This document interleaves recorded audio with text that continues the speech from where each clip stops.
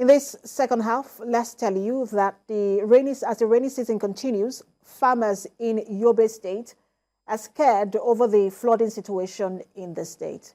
They say if this terrifying trend is not put in check, it may result to food crisis and possibly famine in the northeast. And in this report, TVC News' Michael Oshoma spoke with farmers whose crops and farmlands were washed away by the flood. The report. The Nigeria Meteorological Agency has predicted that there would be flooding this year. Some states were mentioned in this regard, and Yobe State was not an exception. For days now, the state has been witnessing heavy rainfall, leaving many houses flooded and farmlands destroyed. Suleiman Shuabu is a farmer whose crops were washed away recently by the flood. I happened to be on the farm. What I saw, it was so pathetic, it was so destructive. The plant I have planted on the farm almost washed away, and it caused a gully something. Abu Isa is still counting his losses. He wants the government to come to their aid. When the farmers have grown up their farm produce, and unfortunately the crops were washed away, it will result into a kind of food scarcity. In response to the ravaged flooding, official of the state government at the Ministry of Environment says there are preventive measures put in place to avert disaster.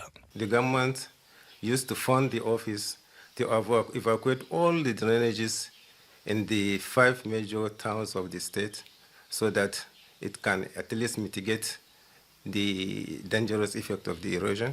Lack of adequate construction of drainage systems has been identified as one of the factors for the excessive flood in the state. It is expected that the state government would do the needful to mitigating the perennial flooding that is gradually leading to food scarcity in Yobe State and Nigeria at large. Michael Oshoma, TVC News, Damaturu, Yobe State. And TVC News' Michael Oshoma, who has been monitoring the devastating flood in that part of the country, joins us live via Zoom from Damaturu. Good to have you join us, Oshoma.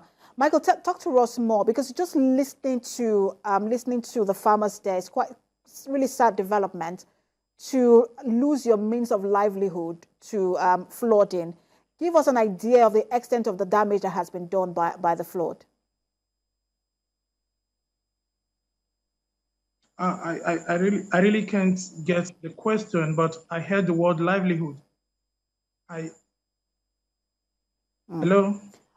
Michael, I was asking you to give us an idea of the extent of the damage that has been done by the flood. All right. In Yobe State, for the past few days, it has been raining cats and dogs, and a lot of flooding has destroyed some homes, and a lot of houses have been affected. Farmlands have been affected. Farmers are lamenting bitterly that the government should come into their